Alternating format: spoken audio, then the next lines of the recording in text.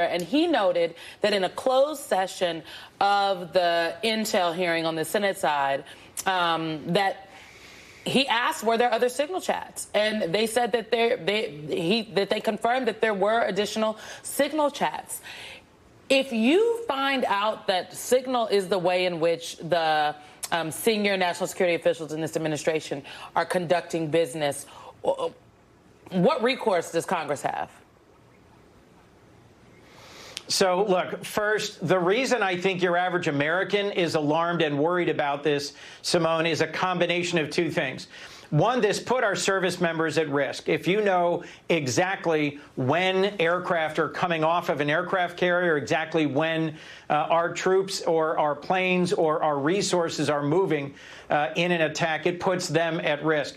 But I've gotten more calls to my office from Delawareans about Doge and Elon Musk having access to their secure personal information, their tax returns, their Social Security information than anything else.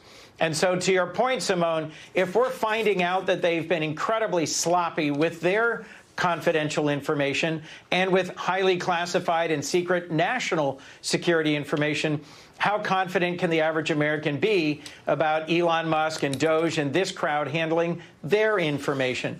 A recent press outlet said that in a 5-minute search on the internet using a data broker, they were able to get the Venmo account, the personal cell phone, the personal email, and the passwords of many of these senior folks like Hegseth and Waltz and Tulsi Gabbard, which suggests that they really aren't handling security very well at all. Let me add to that pile the fact that you now have the Wall Street Journal reporting that Pete Hegseth brought his wife to sensitive meetings with foreign military officials. Let me just read you a little bit of that. Defense Secretary Pete Hegseth brought his wife, a former Fox News producer, to 2 meetings with foreign military counterparts where sensitive information was discussed. That's according to multiple people who were present or had knowledge of the discussions. The Pentagon has yet to answer NBC News' request for a comment. Could you just emphasize just how not normal that is, Senator? Yeah, that's not normal at all. Look, I've traveled overseas on congressional delegation trips with Republicans and Democrats. On some of those trips, our spouses come along with us. They are not allowed in any secret, sensitive, classified meeting with foreign heads of state, with foreign officials. And those meetings are usually conducted separately from any sort of a spouse program. Just because you're married to someone doesn't mean that if Secretary Hegseth has one of the highest levels of classification access, he can't just hand that to his wife and say, here, honey, hold my beer and hold my classified information. It doesn't work that way. So, you know, talking about not working that way, I give you our Attorney General, Pam Bondi, who's, in my view, arrogance in the job is stultifying and really regressive. She had this to say about the Signal safe way as being a safe way to communicate. Just listen to her reasoning.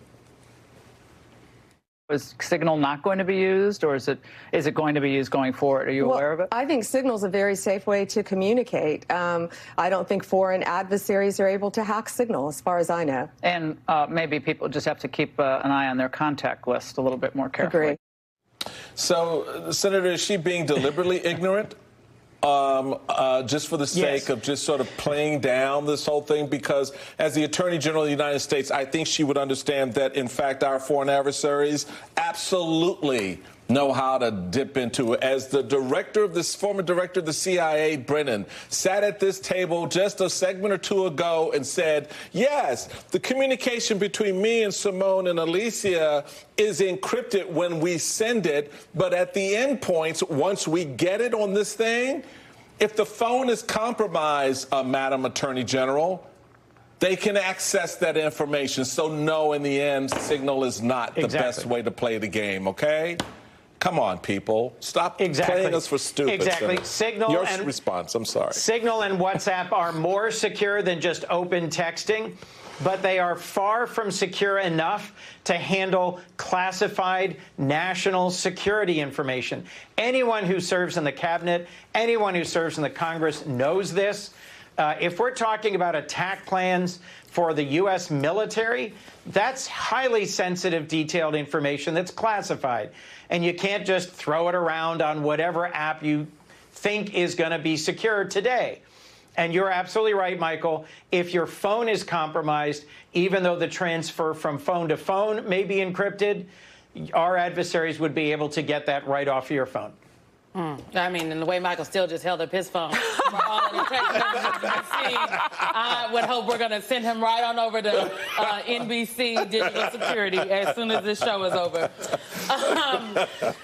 I know the Trump administration wants us to move on from this story, but we will not be moving on. We cannot let it go because it is so important. But we can also walk and chew gum at the same time.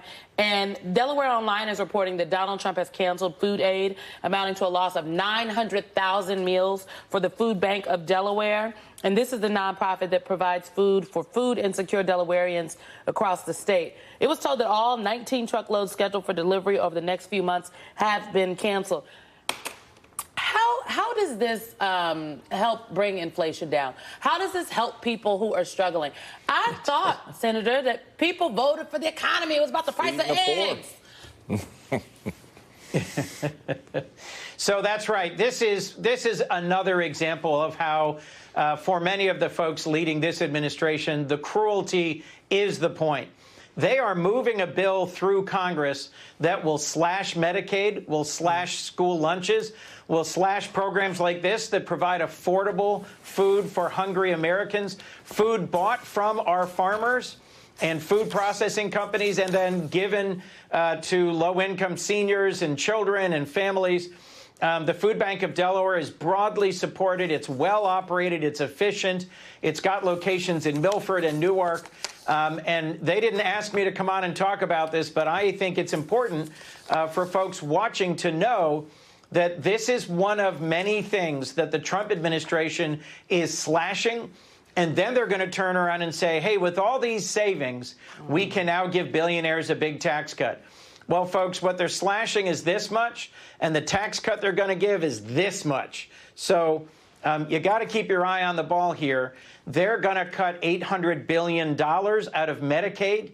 I did an event here in Delaware with my congressional colleagues last week, focusing on the patients, the caregivers, the families that will be impacted by this huge cut to Medicaid. They're then going to turn around and use that as an excuse to add trillions and trillions of dollars in a tax cut for Elon Musk and his billionaire buddies. Democrats are clear.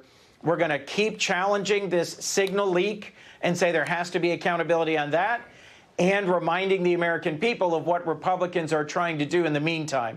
Slash food aid bought from American farmers to help feed low-income Americans.